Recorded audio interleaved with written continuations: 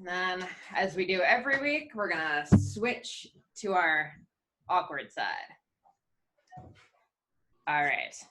Now, as everyone is now just thinking about their Garmin computers, let's just put our hands on our knees or on your belly if you want to really focus on the belly breathing. And close your eyes, and we're gonna take 5 nice, deep, slow breaths. Like I said last week, it might feel like kind of a cheesy visualization, but I really like it. Breathing in all good stuff, good energy, and breathing out all the negative stuff that's been piling up, all the stress. And if you're struggling with the deep belly breathing, again, just put your hand on your stomach and really think about letting it come all the way out. I was teaching yoga to a bunch of younger people this week, like 13-year-olds, and it's really funny watching them. They have no problem just like belly all the way out. It's great. So I'm trying to be more like them. All right, one more big deep breath. And open your eyes. All right, let's start with my favorite opener here. We're gonna bring our right arm up in the air and then onto the mat behind us. Our left hand comes to our right knee, and we're gonna just look over that right shoulder. And if you're just joining us with yoga the first time, you know, this is my favorite stretch in the morning because it's sort of a gentle wake up, but it's also just super important for cyclists and runners to be able to look over both shoulders equally well. I've realized that I definitely look over my right shoulder easier than I look over my left, and that, you know, can get me into trouble on the path sometimes. Sometimes I have a cyclist who's sneaking up on the left and I don't notice. So important to have both sides working. And release that right hand, and we're gonna bring it up and over, and we're gonna tilt over to our left side. So much so that our right butt cheek feels like it's almost coming off the ground a little bit. And maybe look up at the ceiling. And keep doing those nice deep breaths.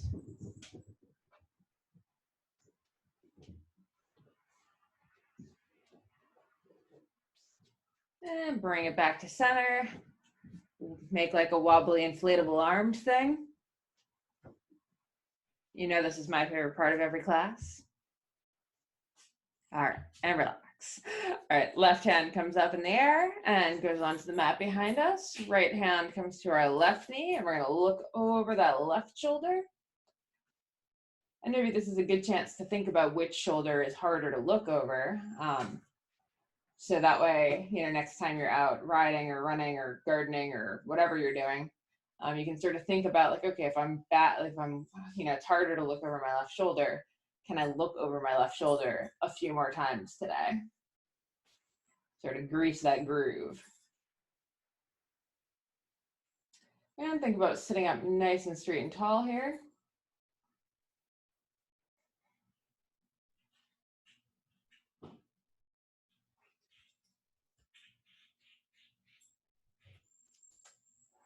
And unhook that left hand, bring it up and over, and tilt towards your right. So much so that your left butt cheek is starting to come off the mat a little bit. And maybe look up. Really think about keeping still, like you're sitting up straight even though you're tilted. So try not to slump your shoulders in. Awesome. And bring it back to the middle. And wobbly inflatable arms. Seeing some good arm wobbles. I love it. All right. Now this is going to be like slightly hard for me to show on video here, but we're going to do the figure 4, or what I call the sitting mermaid stretch, just to get into our IT bands a little bit. So I'll tilt my video down just a titch so you can see my legs a little better. So we're going to orient ourselves on the floor where both legs are in these 90-degree angles. We're really sort of working just into all different parts of our legs here, honestly. You might feel it in different spots. I feel it more in my like adductors, but you might feel it more in your IT band. So both of them at 90 degrees, and you can kind of play with like, you know, are they a little more to the right? Are they a little more toward the left? We'll do the other side, obviously. So Don't worry about being on one direction. Sort of play with what feels really good for you and what feels like a good stretch. Still think about sitting up nice and straight though. This is the Lounging Mermaid. You know, if any of you are Disney fans or watched Little Mermaid, you know, sitting on the rock. That's how I like thinking of it anyway. And just sort of play with that a little bit. Sort of feel into it, see if you can, you know, shift a little bit more weight back, shift a little more weight forward. It's like a very subtle position, but it is super good for a lot of the leg muscles that often get ignored.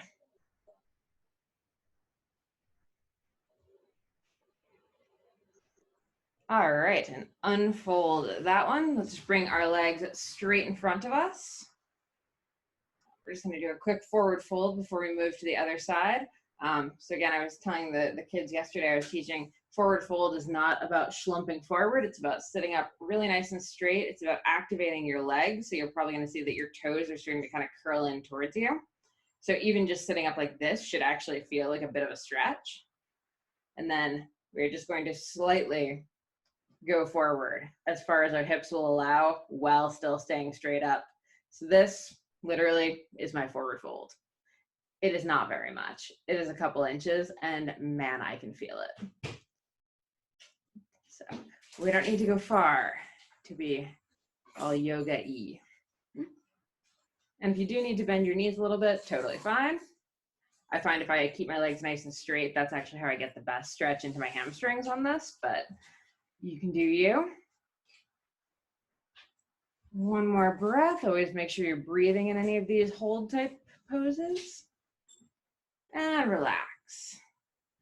All right, let's fold our legs toward our left side. You might notice, sort of similar to the looking over the shoulder, one side is going to be tighter than the other. So again, looking for that 90-degree angle on both legs. And you might notice that on the left side, it hits different. For me, left side, definitely harder. And we're focusing on sitting up nice and straight and tall.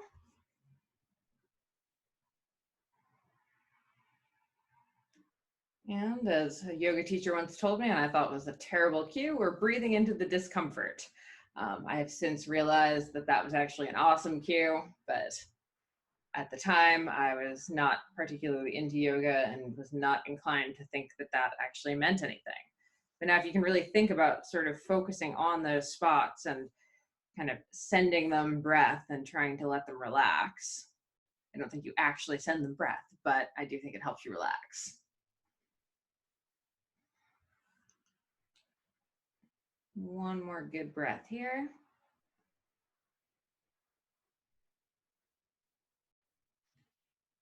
All right, let's unfold those legs. And let's just make our way on to all fours.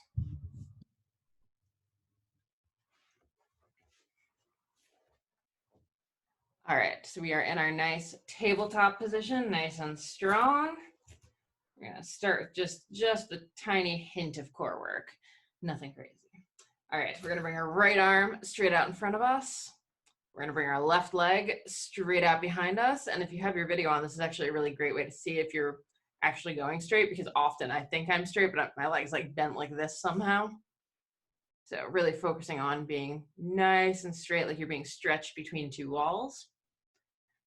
Again, this one's really good for cyclists. When we talk about weighting in corners, you want to weight the outside hand, inside foot. So this is a really good chance to kind of almost practice that sense of weighting and the sense of opposite arm, opposite foot.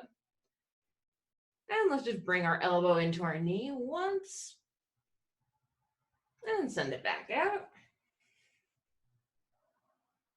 And maybe one more time. Bring it on in and send it back out. And set it down. See, teeny tiny bit of core work. All right, this time left hand comes out, right leg comes back. And similar to last time, I want you to think about just, is this one easier or harder than the other side? You know, again, we usually have like one dominant side. Granted, this uses left and right, but it's a good chance to think about what we need to work on and what we should focus on, and maybe spend an extra few seconds on this side if this side's the weaker side. And really think about stretching between walls. If you have video on, you can check yourself and see how straight you are. And let's bring our elbow into our knee once. And send it back out. And one more time, elbow to knee. And send it back out. Really give it a stretch. And release both of those. Hand and knee come back down. And take a deep breath. All right, let's flow through a few cat-cows, wake up our spine a little bit. So for cat, if you've been on for the last couple of weeks, you've heard me say what I really want everyone to focus on is dropping your butt down and then your head and your chest instead of thinking about arching your back. Your back will still arch, will still be in cat, but the focus will be more on your lower back. And then let's bring it on into cow. So hips start coming up, chest comes up, chin comes up, and belly drops. And look straight ahead. And slowly start to drop your hips, drop your head, drop your chest. Back into our cat. And slowly flow it back into our cow. If you do this 2 more times, just at your own pace, and then end up in tabletop. Just keep it moving. You don't need to pause at the top. And sort of picture putting chain lube between all the vertebrae in your spine. That's sort of what this does. All right, and land in our tabletop. And then I just want you to press your heel or your butt back towards your heels. And just maybe walk your hands forward a little bit if you need to. And just chill in our child's pose for a second.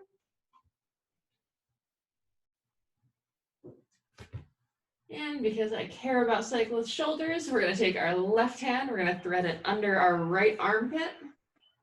And then just relax our head down. And if you don't have any shoulder issues, you can tilt just a little bit towards your left to get a little bit of a bonus stretch. But if you do have shoulder issues, do not do that.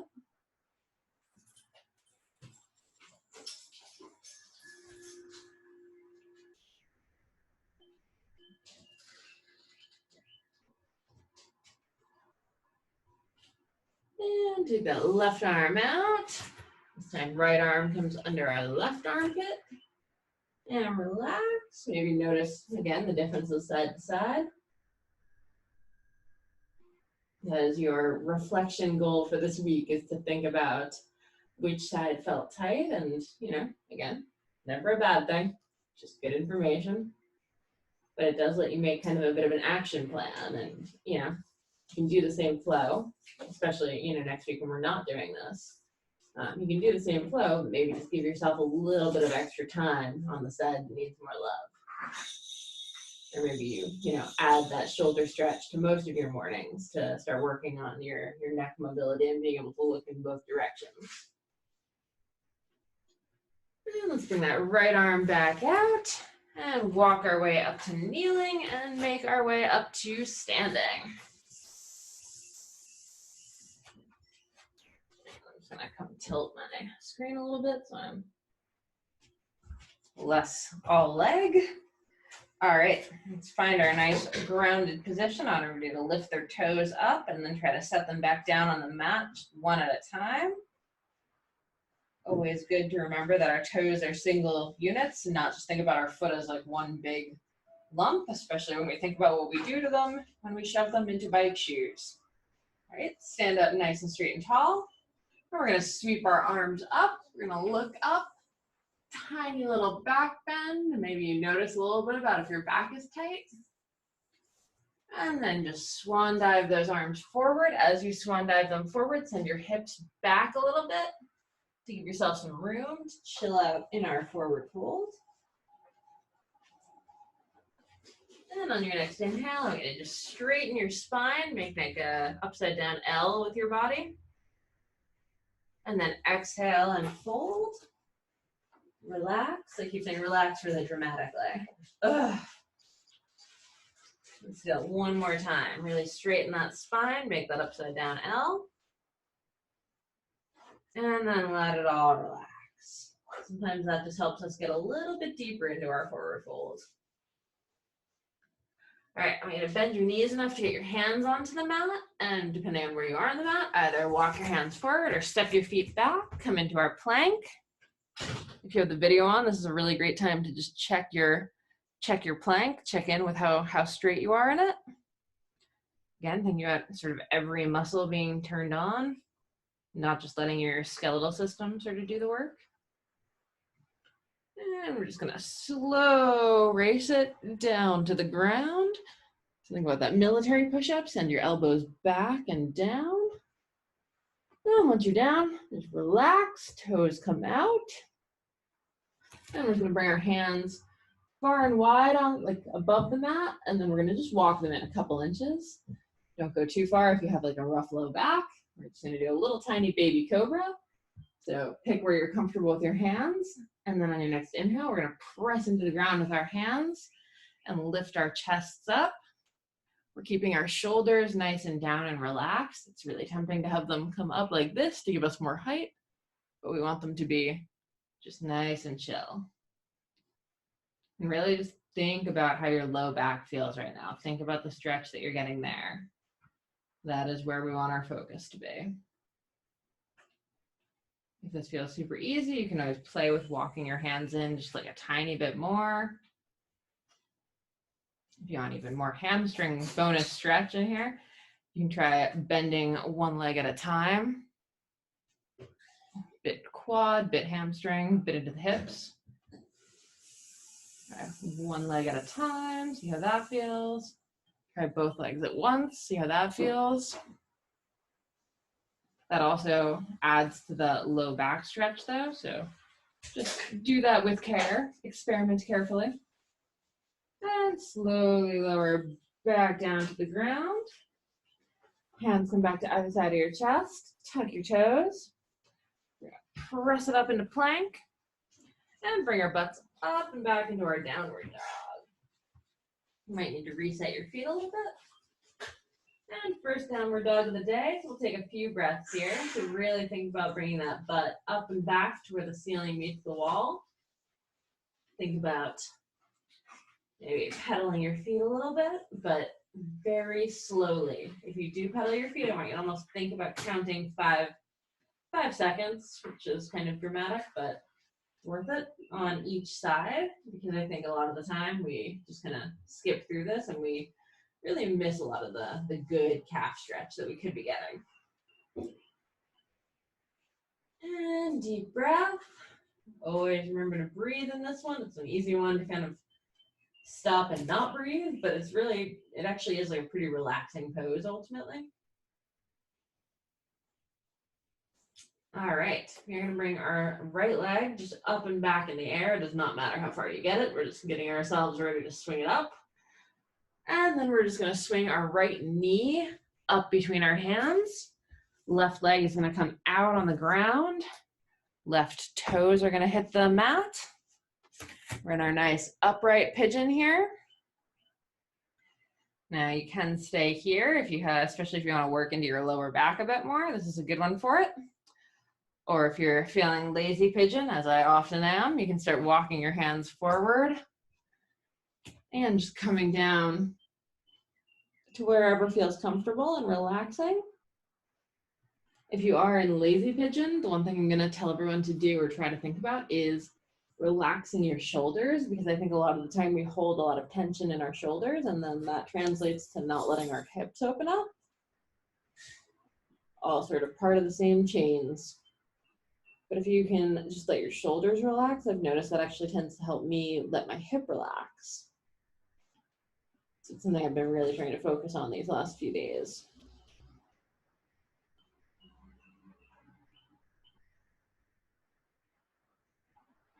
And breathe, relax, maybe rock a tiny bit side to side, make those little micro adjustments. Work a little deeper into spots that you don't normally hit.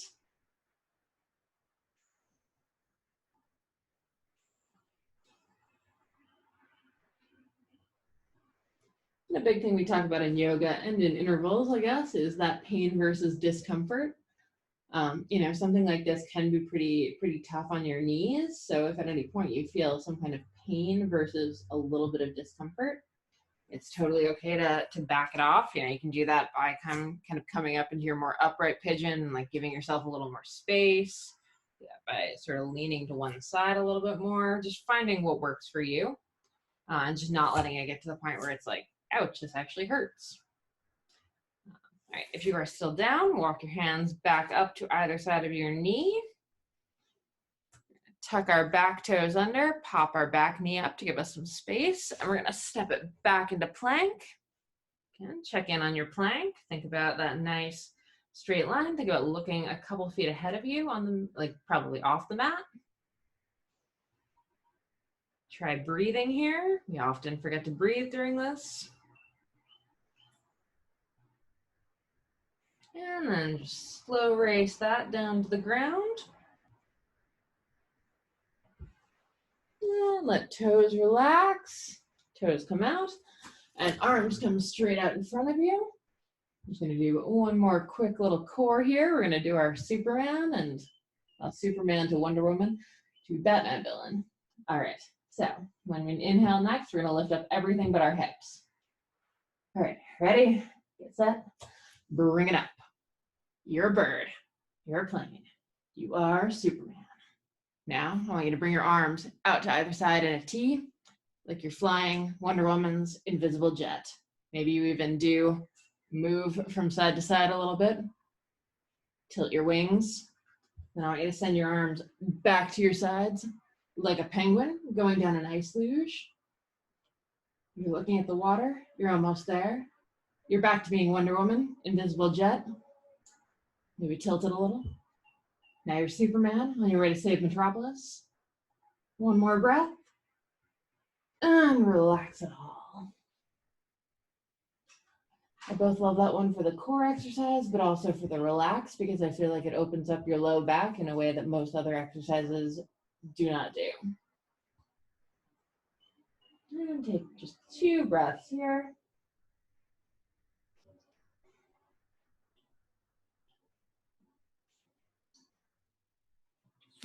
And when you're ready, bring your arms back to either side of your chest, tuck your toes, press it on up into that plank, and butts up and back in our downward dog.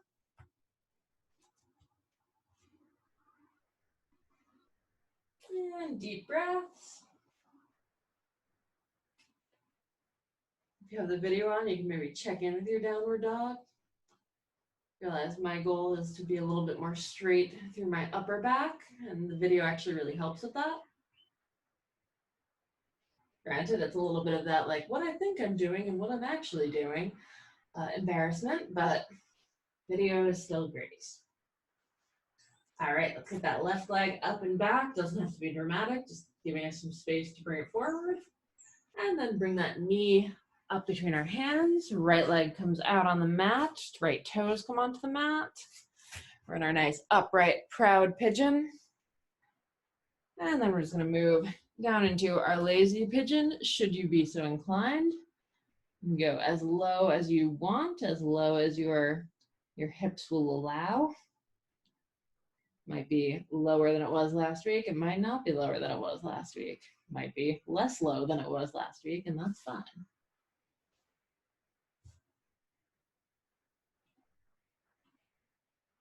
And again, just keep shifting tiny little micro adjustments.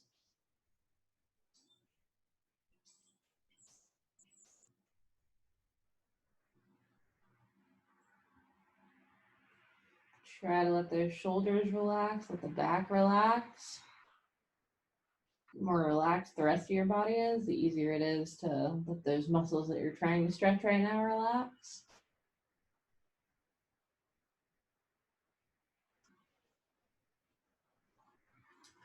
And slowly start to walk those hands back up to either side of your knee.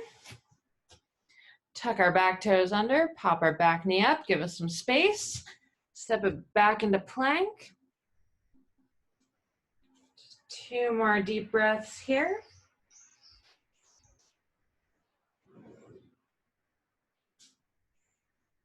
let's just drop those knees, toes can come out.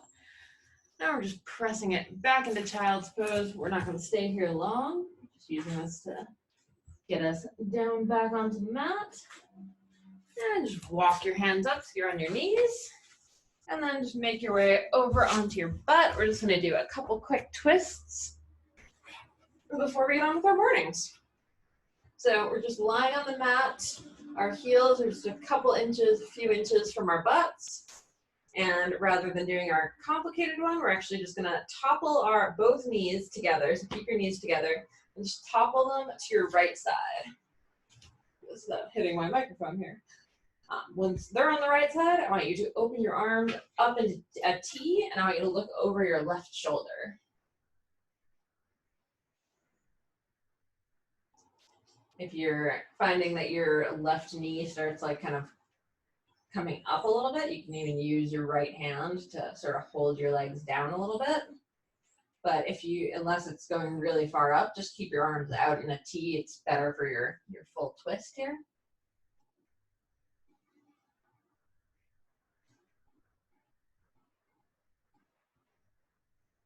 And think about those big expansion breaths. Really, really, really try to let that belly come all the way out here. Good way to get digestion moving in the morning. And let's see if we can just do a quick switch. So we're going to bring our legs over, so they topple over to our left side, and we're going to look over our right shoulder. Then we're going to do just a few more deep belly breaths here.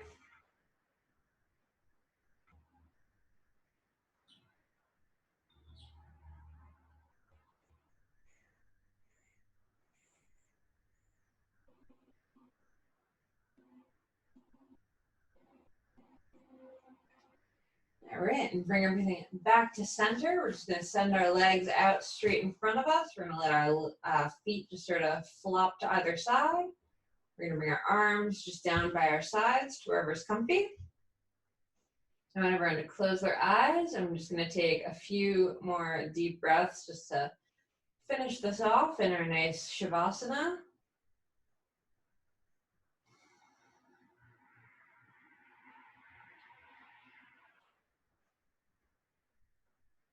Try to focus on maybe one sense, like how the floor feels under you, or the smell of breakfast cooking, hopefully, if you're lucky. Things like that.